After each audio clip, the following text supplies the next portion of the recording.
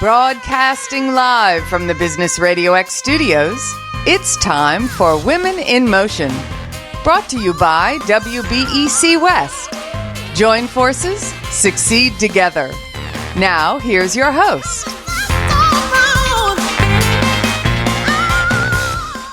Lee Kantor here with Dr. Pamela Williamson, Women in Motion, brought to you by WBEC West. So excited about this show. This show, we're going to be focusing in on Black women entrepreneurs in motion. Dr. Pamela, you have brought together quite the crowd today. Can you share who we've got? Definitely, and you are absolutely right. I did bring a great crowd today. So today on Women in Motion, we are celebrating Juneteenth, also known as Emancipation Day, by having a little coffee and lots of conversation with Pat Crenshaw, the president and CEO of the Pacific Southwest Minority Supplier Development Council, covering both Arizona and San Diego market. Pam Coleman, chef and CEO of Miss C's Homestyle Cooking, and Angela Garmon, managing member and founder, and also business strategist of ARG Coaching and Consulting Group. Well, since this is a roundtable and the topic is Black women entrepreneurs, I thought we'd start kind of at the beginning as we have a room full of Black women entrepreneurs. But let's talk about challenges, and we'll start with you, Pat. Any challenges that you can share that Black women entrepreneurs face? Thank you. Yes, it is. The main challenge that Black women face is the idea of finding opportunities that will automatically fit their business right away. It is sometimes it's difficult to start. And then once you get started and get that first client, get that second client, it sort of start rolling after that. But the start is that first client that will have an impact, not just that client that you're volunteering for or of that type of client, but it's one that you can say, hey, have now gotten that check and I know that I can do this. That is one of the biggest challenges, is getting past that first thing. So Pam, do you find that getting paid for the first time is what moves an entrepreneur from maybe a wantrepreneur to an actual entrepreneur when the check clears? Well, yes, obviously that kind of validates what you're doing out there, and it does. It gives you the incentives and the motives to keep pushing on. And for me, it's just like, well, you believe in what I'm doing, so to pay me for the value that I bring is definitely the thing that keeps me moving. Now, Angela, did you find the same thing, that getting paid is what kind of launched you to a new level, that gave you the confidence and the kind of credibility that says, yes, I can really do this, I'm getting paid for it? I think getting paid, yes, that's always the end goal. But when I think about my initial start in business, I have two major challenges that really stick out. And the first one was really, how do I position my company to be attractive to that corporate client? And then the second one is, how do I connect with decision makers? And I remember early on when I started my business, this woman had invited me to have coffee with her and her husband. Her husband is also an entrepreneur. He founded and scaled to a multi-million-dollar consulting firm. And she wanted to connect with me to provide me with that mentorship. And I remember him sitting down with me at the table, and he said, Angela, my first client was NASA. And oftentimes what I see is that women do not come to the table and ask to speak to that president or the CEO of the company and make those connections right away. And my response to him, Lee, was, I really don't have contacts with a company such as NASA.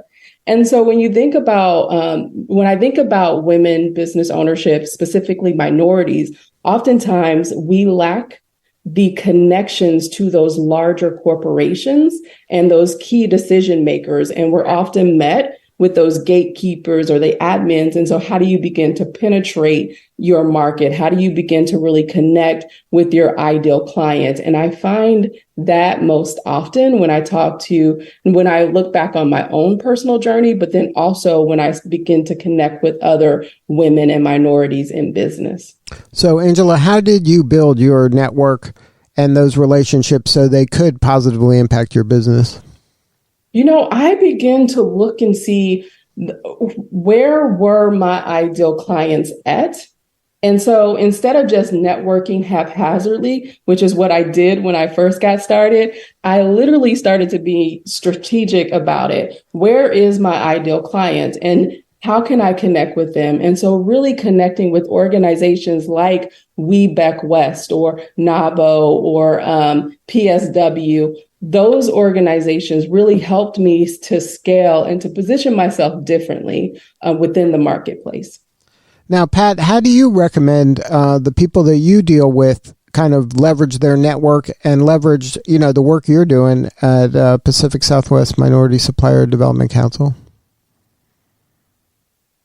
Building those relationships so that I call them your extended sales force. You can't be everywhere, but you can get a referral from anywhere. And so the more that people get an opportunity to meet with you and to get to know you and your business, then they can become your extended sales force. And that is something I think that people don't think about. The other thing is keep in mind that most businesses do business with people they know that they're familiar with. And so by building that relationship past, I want to do business with you, and just sort of looking at the general pictures of asking a life question. I mean, it can be as simple as, what's your favorite restaurant? It does not have to be a probing question like, how many kids you have or something of that nature on the personal side, but sort of finding that equal place that you can do it. So that way you build that relationship and then they begin to trust you as an individual, and then they trust your business because now they get to know you. Do you find that sometimes people try to accelerate the relationship building and they don't kind of treat each other kind of human to human, but they're just trying to, they're hungry for a sale, so they're just trying to accelerate everything when they got to kind of let things breathe a little bit? All the time, Lee. It is walking up to someone and saying that you want to do a sale and introducing your business instead of introducing yourself. And you need to introduce yourself first. Because if you introduce your business and they don't know who you are, the odds begin to drop very quickly because first impression matters. And so it is important that you sort of think about the individual, although the person may be, although the person is representing that corporation, it's that they're individual first. And so you have to you really want to think about that personal connection. Now, Pam, have you found that having a network that is strategic has helped you in your business to be able to really get to know kind of key players and build relationships over time so that you can kind of get business with them down the road, maybe not the first day you met them? No, absolutely. And just to say, having become a part of WeBec West has been a game changer in my arena. Most of my clients in the BNN have been part of a private sector. So because of this certification, I'm exposed more to corporate opportunities, which is allowing the business to scale. So absolutely. So now, speaking of resources that can help the Black women entrepreneur, you mentioned WeBec West, and I'm sure we're going to mention Pacific Southwest Minority Supplier Development Council. In your experience, Pam, what's kind of the best way to leverage resources like that? How do you kind of wring out the most value from those folks? Well, I guess as we've talked about before, is building those relationships. I have realized early in the journey that relationships are very important. So with that, I'm able to let people know who I am. I guess that kind of steps in front of me because I absolutely enjoy, working with people on all levels. So, but that definitely has allowed me to let people know who I am, what we do, and the value that we can bring to the event. Now, Angela, how do you kind of get the most out of your involvement in organizations like that? Lee, every organization that I'm part of, I'm actively participating in any way that I can. So whether that is volunteering to be on a forum or a committee, or even volunteering just to be an ambassador for the group, however I can get involved, I found that helps to build credibility for myself. It helps to build community, and then it also helps to build connection. And I believe that if you can connect all three of those areas, people then begin to see not only you as an individual, but it also allows them to see how you navigate in the business space. How do you treat other people that are around you? And so leveraging or being actively involved in my communities are first and foremost at the forefront of everything that I do to make sure that I get the most out of the experience, and also to make sure that I'm able to give as well as get from them. And then also taking advantage of the resources that are there. You know, I talk to countless women who are starting up businesses, and they might join an organization like a We Back West or PSW, and they're looking at it initially as, I'm going to get business. And if I don't get business right away, then I'm not going to renew. And so I often ask them, the question is, how do you measure value? And if their value is just measured off of whether or not they get business, then I kind of challenge them with curiosity to really think about it from a different perspective.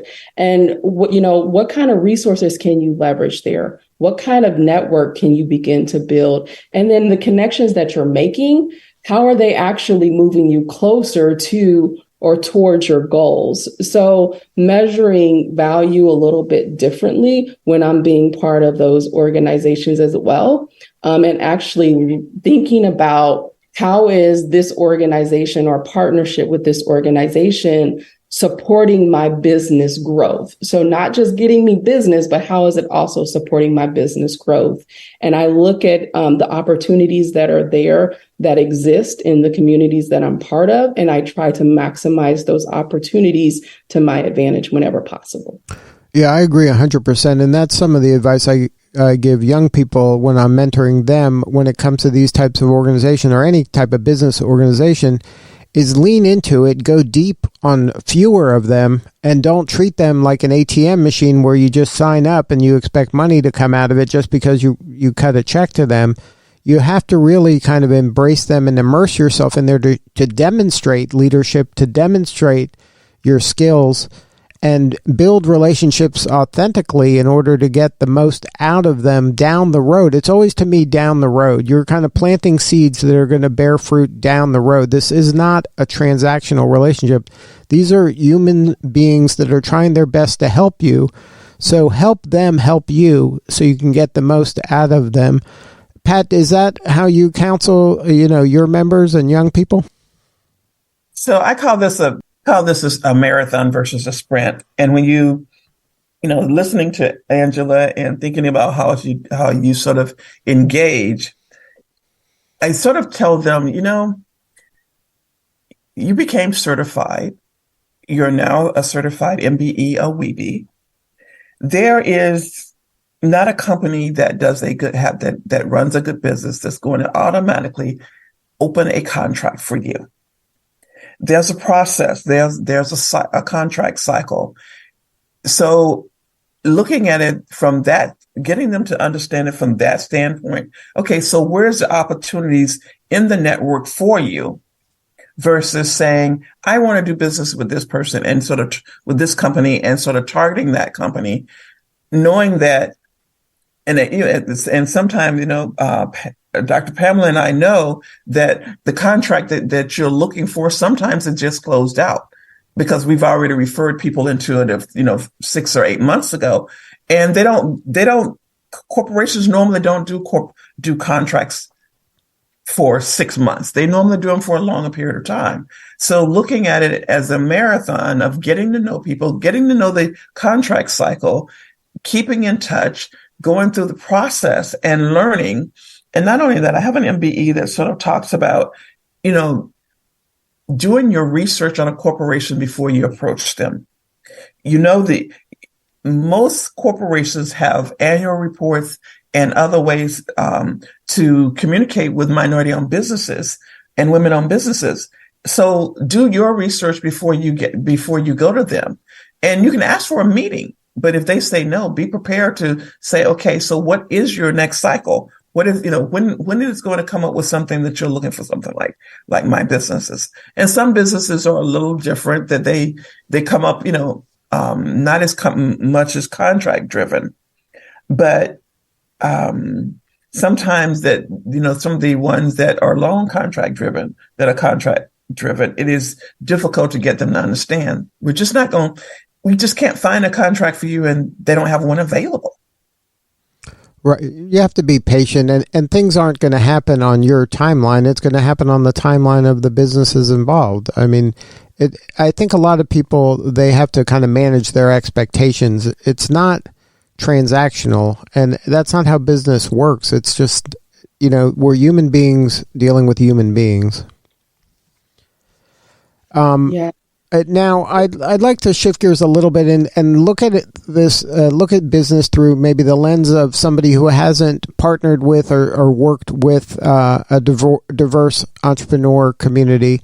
What could you tell them about some of the benefits of working with and partnering with more diverse entrepreneurs? Why don't we start with Angela on this, as your consultant? So start consulting. That's funny, Lee. So when I think about working with diverse and minority businesses, I think one of the main things that we bring to the table is a different perspective. Oftentimes, regardless of who you're working with, ideally we come from different demographics, different backgrounds, different upbringings. And so as a diverse supplier, we typically will bring a different opinion or voice to the table. And then when I also think about just people in my network and being a smaller business myself, we tend to be more agile, more flexible as well. And so I think that those are some strengths whenever we're looking to partner with maybe a prime or a tier one partner, and so being able to be flexible, being able to be more malleable, and able to learn through the process. I think that we tend to be a bit more open to the process and learning. And so I think not only do we bring that diversity of thought, we also come to the table with the willingness to want to learn from whomever we're partnering with. Now, Pam, can you share a story maybe in your business where you worked with somebody that hadn't been working with a diverse entrepreneur like yourself? You know what? It happens probably more than enough.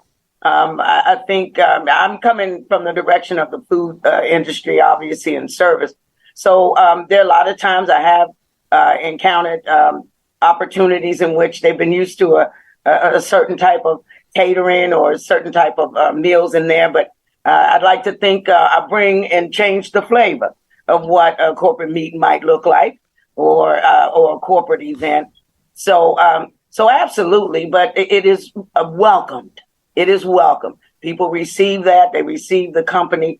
And I think that's one of the things that kind of, makes us different. That's what I'm looking for. Just kind of give that environment a little more flavor. Well, I think that even in the name of your company, Homestyle means different things to different folks. So when you're talking Homestyle and you're bringing your style of Homestyle to an event, you're opening up eyes to people that maybe haven't had that experience before. No, absolutely. Homestyle comes from continuing the tradition of cooking with love. And there's a difference. And that's what I bring to the table. And absolutely, it is definitely welcomed along those lines. Yes. So now, can you share a little bit of maybe some conversations you have? Like if somebody they don't know what they don't know, like how do you educate them in a way that allows them to open their mind to you as a service provider? Well, absolutely. I mean, just, with the different meals and things like that, experiencing that. And yes, I do get a lot of this tastes like Aunt Susie's. My foods have memories. That's one of the things that I bring to the table. So that conversation continues. And there are opportunities when I'm serving different meals. It opens the door for me to educate people about a lot of times where Southern foods began. There's certain foods that have come to America, but by only one way, and that was the slave trade, but they are pretty much ingrained in Southern cooking today. So, yeah, it gives me an opportunity to educate folks about the power of food. Has there been a time, maybe you can share, when a client of yours, kind of was moved or touched by your food and you did bring back a memory to them that maybe was unexpected? No, absolutely. I had a restaurant a few years ago. I had an older couple come in, and on my menu were, I used to do the chicken livers and things like that. The man he almost went into tears because he said it's been 50 years since he has had that meal before from where he lived. So that's the connection I think that I have with people and the food that I provide. It's just bringing back those memories. And most memories of food are happy ones. I've not seen a lot of memories where your people just totally, upset with a food experience. It usually has a happy connection. And an emotional one because, Absolutely. you're exciting more of the senses of an individual. A smell or a taste can bring back a memory from their childhood that they hadn't thought about in years. No, absolutely. And this is from the beginning. A home style was on purpose. I wanted, again, to bring those foods that are prepared with love. Hopefully one day they'll make it an Olympic sport because it is real. I truly, truly believe it is real. And people receive that. They receive that love. You can taste it in the food. And that's what we'll continue to do, bring that service along with bringing those happy memories regarding food as well. Now, how has your business impacted the community? Because I would imagine that there's ripple effects on every meal that you serve. No, absolutely. And that's really, really important to me to impact and make a difference in the lives and the communities in which we serve. In that, if I've got this little saying, nobody goes hungry on my watch. And I mean that I'm from a service, perspective. That's kind of why I'm here on this earth. But being able to hire within the community in which we serve, being able to be a part of nonprofit organizations. I'm connected with one now. We work with children. We go into elementary schools and middle schools and teach them about nutrition, introduce them to new fruits and vegetables they might not ever, have been experienced. So that's important to me to stay connected to the community that I serve. Yes. Now, Angela, can you share a story maybe where you've seen kind of an impact like that and an impression you've made that had maybe surprised you a little bit? So when I first started my business, I totally first generation entrepreneur, had no idea how to really grow a business, how to even develop develop out a business. I think the easy part is the conceptualizing it and the very start, but actually scaling and growing is a little bit different. And so as I begin to grow as an entrepreneur and connecting with other women, I was actually able to help them get out of their own way, break down their barriers, even as I'm scaling and growing mine. So I often tell people, we're great at what we do, right? I'm great as a change management consulting. I'm great at looking at other people's processes, procedures, helping them put the right processes, procedures in place and moving their teams, moving their organizations forward. And so as I began to develop out my business and then started to connect with corporations, connecting with government entities, I learned the art of business. I actually learned how to scale out. And so when I was president of NABO Phoenix for 2019, 2020. I had the privilege of leading that group. And I remember at the start of my presidency for NABO Phoenix, I had sat down with Dr. Williamson, and I will never forget this because at the start of it, she said to me, Angela, it's all well and good that you're serving as president of NABO Phoenix, but what are you going to do with it? And so having women in your life like Dr. Pamela Williamson or other mentors or people that can be a sounding board for you can actually push you into a different sphere of influence. And so my entire presidency, I'm sitting there thinking, but what am I going to do with it? But what am I going to do with it?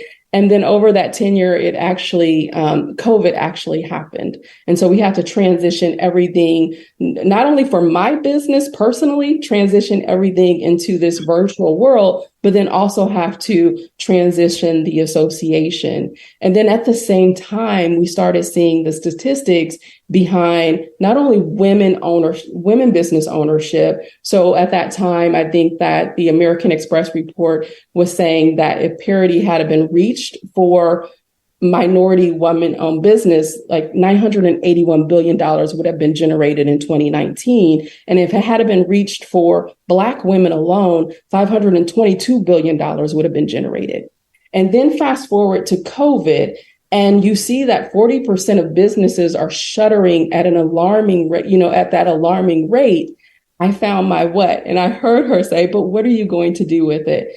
And so I launched a nonprofit. And when I launched that nonprofit, the nonprofit was then awarded $500,000 to support 20 Black-owned businesses across the state. And at the time, that was the largest known grant given in Arizona to support Black and minority-owned businesses. And so that is, to me, a success story that, I was able to see the opportunities that existed in the marketplace, but also see the challenges and then meet those needs. And I think that as business owners, we should always be looking for the opportunities that exist. How can we reposition our businesses? I know through COVID, we heard that word pivot quite often. But really, how can we begin to reposition? Because sometimes it's not just a pivot, it is a true reposition in the marketplace. And seeing how we might be able to offer different services in a unique way to those that might need it. And that goes whether it doesn't matter what sector you're in. You just have to look for those opportunities and possibly reposition yourself differently to make sure that you're continuing to thrive and as a company. Now, one of the challenges for the underserved entrepreneur is the things that you describe: access to support, access to capital. Can you share, Angela, maybe we'll start with you on this, some suggestions of where to look for support or capital or the resources in order to be successful?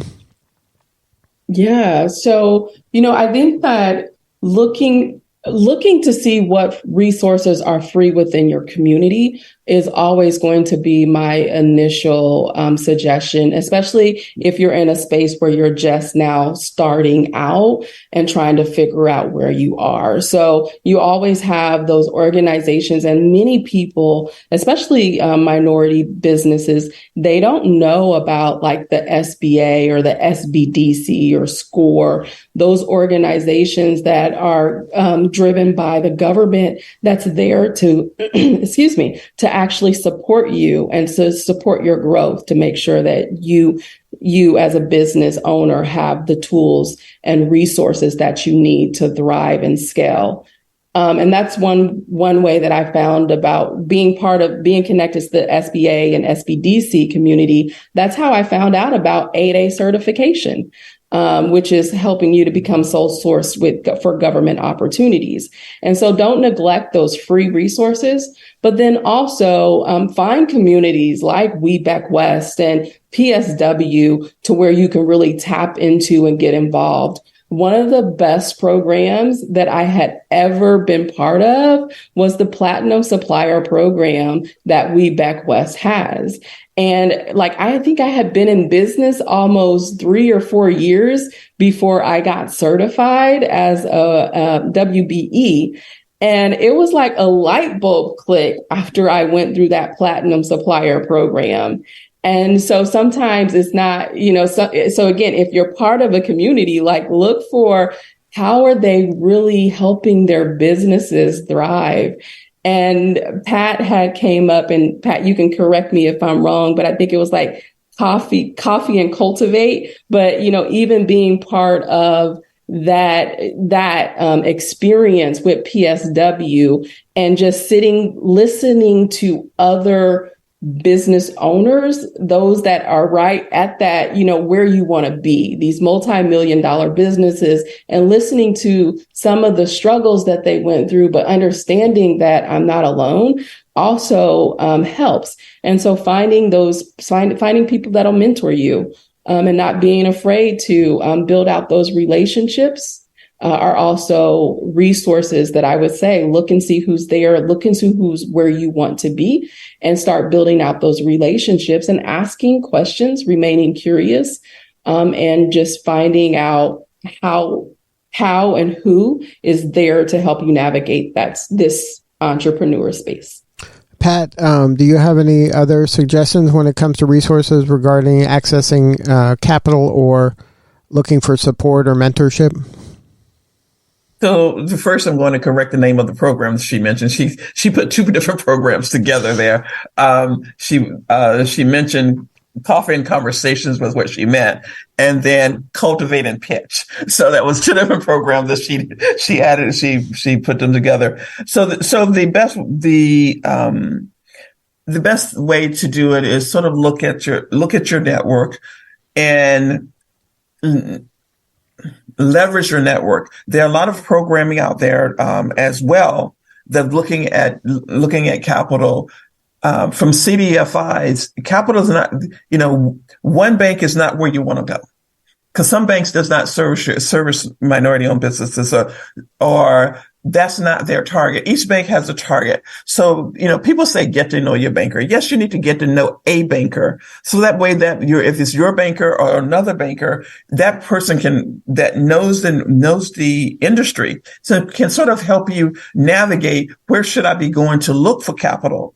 Because if you go to one bank or one large bank, and that bank, their target is not, their goal is not to help it. If you went to a bank that only sort of funded farmers, and you're looking to do consulting, they don't understand your business well enough to be able to help you with funding, and they would not be funding you. So if you keep a banker in your life or keep a banker in your business, and they know you and know about your business, they can also point you in the right direction, whether it's the CDFI, a large banker, and then not only that is looking for additional resources. She mentioned the SBA for additional resources, but it is just becoming that there's no one size fit all when it comes to banking.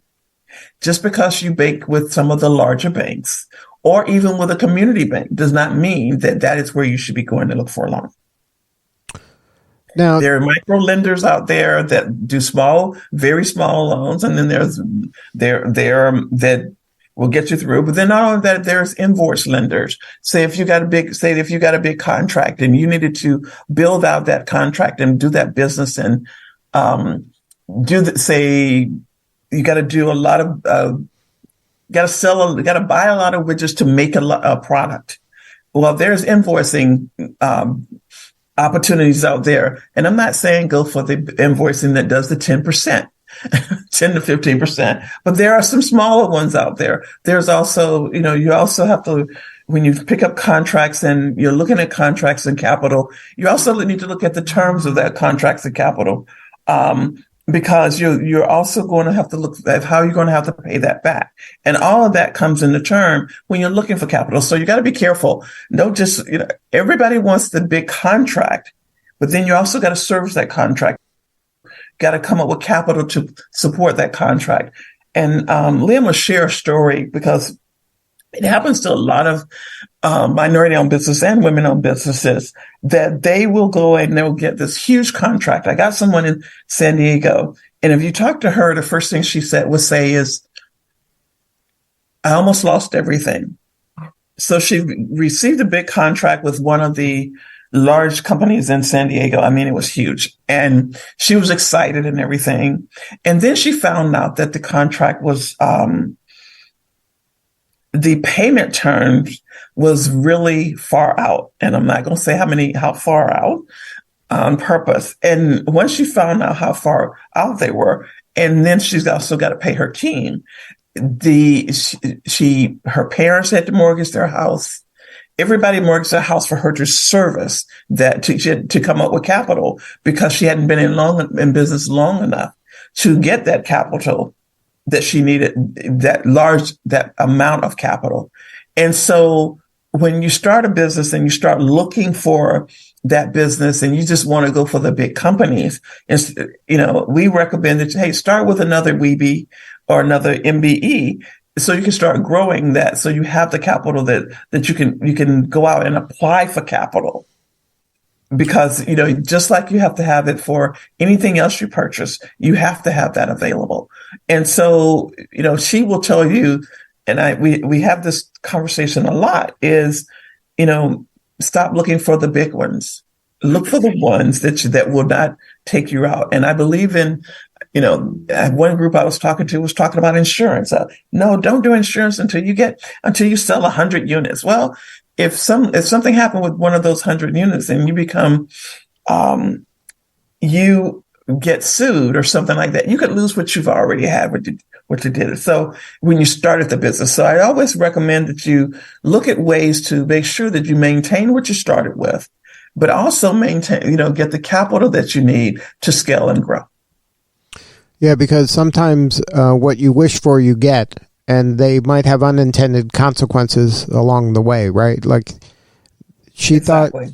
thought she won the lottery, and in essence, it could have really hurt her, not only just her, but it could have hurt her family, could have hurt lots of people by getting such a big contract.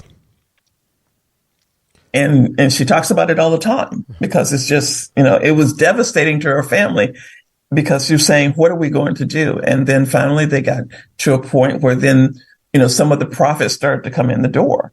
And, she mortgaged her family's, probably all the houses in her family, probably for 2 years. Right. And because a lot of times people don't understand that sometimes large organizations, take up to, a half a year to pay you. And that's just, sometimes they take advantage, I think, of the smaller vendors like that. But that's just the reality of working with larger enterprise companies sometimes. Well, also that, and the other thing is that is also why some of the corporations don't select smaller businesses, because they don't want to put them out of business. Not because they don't want to do business with them, but they just don't want to put them out of business as well. Right.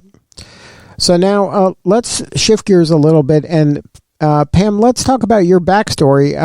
What kind of inspired you to be an entrepreneur? Well, you know what? The main thing is family.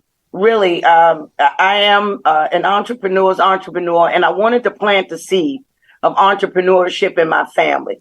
I understand how, for me, important that is. I always say, take any job and turn it into your company. I just believe in that, and you can serve the community that way.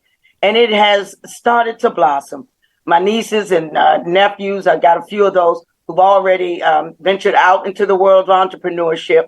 And they always say, Auntie, we watched you. We saw you grinding and doing your thing. So that was one of the reasons why. And then, of course, as I shared before, was to, find our place in the community and find out where we can make a difference and where we can help. And that's a great example of representation and showing up as the entrepreneur, and then being a role model to others that see that it's possible, that this is a dream that can come true, and you can control your own destiny by, becoming your own boss. No, absolutely. I've made it so it's etched on me. But it's dream big always. I remember I was 18 years old. I wrote it on a piece of paper, and I've moved in that direction always. And the message is to never quit. I mean, there have been times when I just wanted to throw my hands in the air, but my need to want to complete this mission and this journey was more overwhelming. So you just pass through. But there's a quote out there I use all the time. I never lose. I either win or I learn. And that just has helped me move through my business and allow me to keep moving forward. Because each of those opportunities sometimes are a learning lesson and can change the direction of the company and moving it in a forward motion. And role modeling kind of that entrepreneurial mindset is leaving a mark as well. You're showing people around you, whether they choose to be their own boss or not, but this is how, even if you're working for somebody else, treat them like your customer, right? Value, create value for them as a customer, then that'll help you grow your business, even if it's your career in an organization. Well, and that is so true. My grandson is trying to venture off into a career path, and I told him, find a job that's in that path, in that thing that you want to do. Learn from that, you know what I'm saying, and then be able to move forward. But now you have a knowledge of how that business operates as you begin to try and create your own. So no, that's very important to me. Like I said, I wish everybody could be an entrepreneur. And, not only for the freedom, but that creativity to be able to bring their gift to the world.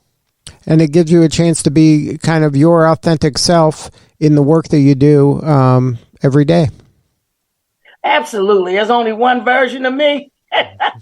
So listen, absolutely. And that is part of being an entrepreneur. Absolutely. Is bringing forward your best you. Well, Angela, what's your backstory? How'd you get involved in your coaching and consulting business? Well, my story is a little more unique, more different, I guess, than Miss Pam's. But so being a first generation entrepreneur, we were always taught you work a 9 to 5, and that's going to create stability in your life. And so entrepreneurship was never in my purview. And when I worked in the hospitality industry, I've been with Starwood for over 13 plus years, and they announced the sale and acquisition of the hotel, and they announced that I would lose my job. And so, my entire career, I had spent time helping leaders within the organization lead and manage change, but I didn't think that I would become the leader that would have to actually manage this entire acquisition. And so I became, everybody jumped ship, the entire executive committee jumped ship during that time. And in order to get my severance package, I had to stay and see the acquisition through. And when I transitioned out of the hotel industry, I started in nonprofit, and then I went on to help another Black woman-owned business. She went into her brick and mortar just as I was transitioning out of nonprofit, and she asked me to join her team to help her as she scaled her business. And so she was actually the first Black woman that I had ever seen in business. I didn't even think that, that was possible, but working together, I understood that my skills were transferable. And looking back over my career, I saw how I was able to help every hotel or the nonprofit that I worked for either through a season of change and create the results that they wanted to through that season, and or help them create a space for stability. And so when I started working with her and we were able to get her revenues up by 40% the first year, another 45+% the second year, she was like, you should be doing this for yourself and helping other businesses. And so that's how entrepreneurship started for me, is just someone else believing in me and telling me that I should go out on my own. And then also, quite honestly, teaching me about generational wealth and the ability to create your own destiny, your own journey, and navigate that. And so had it not been for me seeing another Black woman go before me, I don't know if I ever would have stepped out on faith and stepped into this position that I'm in. And I'm glad that I'm able to because now my daughter, who's coming behind me, it's breaking down those barriers for her, and she's stepping into entrepreneurship as well. And so I want to create this space and this legacy to where anybody that's in our family now, just like Miss Pam, everybody in our family now can realize that they can create the life that they want for themselves. It's funny how once that mindset shifts, Mm-hmm. now you see the world in a different way. Yes. And, right. And that's importantly, and even with what I do in change management, it starts there. It starts in the mind first, shaping or changing your mindset to believe that you're able and capable of doing something or seeing a vision strong enough to walk towards and then put those tools in place to make it happen. And then once you see it, then now everywhere you turn, I'm sure you're seeing opportunities and connecting dots in ways that you never did in the past. Yes. And I think it was Pat that had said it earlier, but, just looking specifically, like I was having a conversation yesterday with a larger government entity, and I'm asking the right questions. When does that contract expire? Who are your primes? What are the qualifications for that proposal when it comes to bid? And that way I'm preparing myself for future opportunities when they open up. Now, Pat, what about you? What's your backstory? How did you get involved in the work you're doing now? Wow. I came from a family of both. My family always had 8 to 5s, but not only did they have 8 to 5s, they had 5 to 9s, 10 to 2, 2 to 5s, you name it. After they walked out of one location, they walked into something else. My mom was the family store. We used to have a joke in the house that if you saw a kid coming around the corner and you wanted a cookie, you better go grab that cookie now, because she will sell the cookie out of your hand if you were looking at it. And I mean, so we've always had some type of that experience in our lives. I've always had some entrepreneur in our lives. So how I got to where I am here is based on that. But I used to help nonprofits. I used to help build the infrastructure for nonprofit. Well, I help nonprofits build infrastructure, because all the nonprofits are started for, out of a passion or a need that they see that needs to be filled in a community, and then they start to build, and then they start to put them up funding in themselves. And sometimes they continue to put those fundings in because their passion is so strong that they are not looking at the infrastructure; they're looking at growing that nonprofit. And they all have most of them have the desire that the nonprofit continues. So I started by helping people on my weekends build the infrastructure and the business structure for a nonprofit so that they can continue to grow and maybe go into chapters. And so that's where I started. Little did I know that I was also I've been in nonprofits for, we're not going to say how many years, but I've been here a very long time. And so once I was offered this opportunity, I realized that businesses are started from a passion. And they're all started from some passion that they believe in, but then they don't, they believe in the passion, and then they don't think about the infrastructure. And in order to get capital, and in order to scale, in order to be that business that you are seeing in your head, you've got to have that infrastructure in place too. So I spend my time every day, it's helping businesses build that infrastructure and making connections to how they can get more contracts. And that's how I got here. And that must be very rewarding to be able to kind of combine all your skills and passions in one place now and focus in on this deserving crowd. Well, and yes, it is. But I was one of those people that kept going from industry to industry at one point in my life. And I kept saying, if you don't soon settle down, you're never going to be an executive anywhere. Because it seemed like every time I got hired for a job, it was a different industry. And then I took a position in another nonprofit, which surprised the daylight out of me because I was trying to get out of nonprofits. And when I took it out, every industry that I touched, I used in that position. And I was in that position for 16 years because it was just, I was watching my life replay in everything that I did. And it was like, okay, now I know why every industry, everything that I touched in my younger days, it was preparing me for what I was coming in front of me. And it amazes me how much that did tie in. And yes, so that position prepared me for this one. So it is always, you think you're going sideways sometimes. Even and business owners feel like they're going sideways. They're not gaining anything. It just feel like they're just, instead of going up, it's going sideways. Like, okay, I got to step side this way, or this go the other way. And when you do that, there's a foundation that's being built up under you. There's a trust that's being built up under you. There's a confidence that you're thinking, okay, I know this area now, so I can be better at it. So, and that's how I got here. Well, do you have a piece of advice you can share for that aspiring entrepreneur? Something that will get them maybe to take the leap? Take the leap. Just jump. It's simple.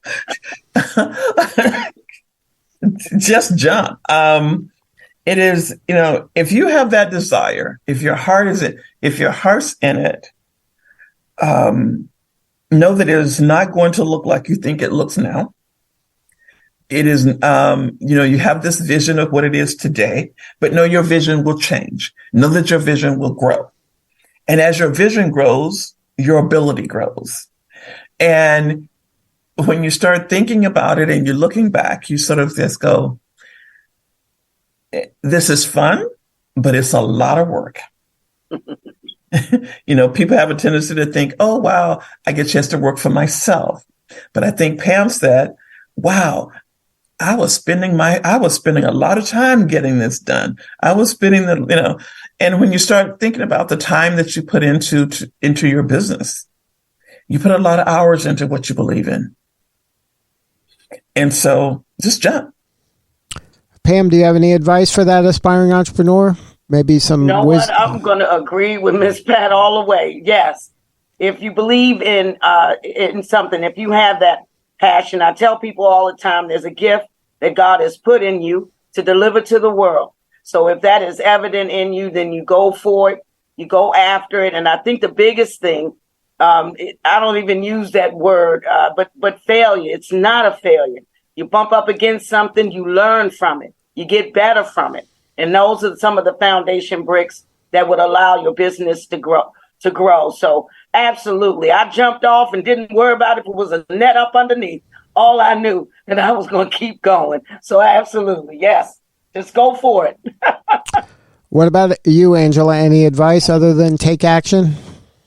Definitely echo everything that they say. I would also add to it, don't just do it to make money. That's all. Make an impact. Do it to make an impact. And so always have your why in front of you. I know that Simon Sinek, what's your why? But if you always have your why right in front of you, then that's going to keep you moving forward, especially during the tough times.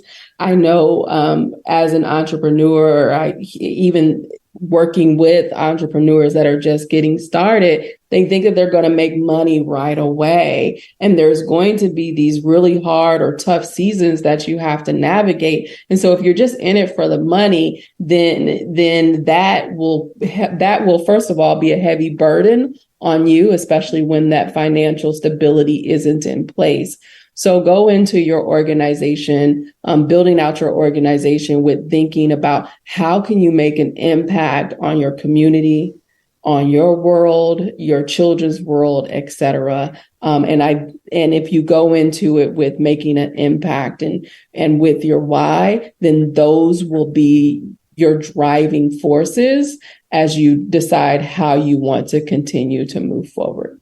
Great advice. And having that true north and having metrics that aren't necessarily financial as part of the metrics that matter to you will help you kind of during those tough times, and you'll appreciate the impact you are making and not just focusing on, one metric that may not be working out for you during this period of time.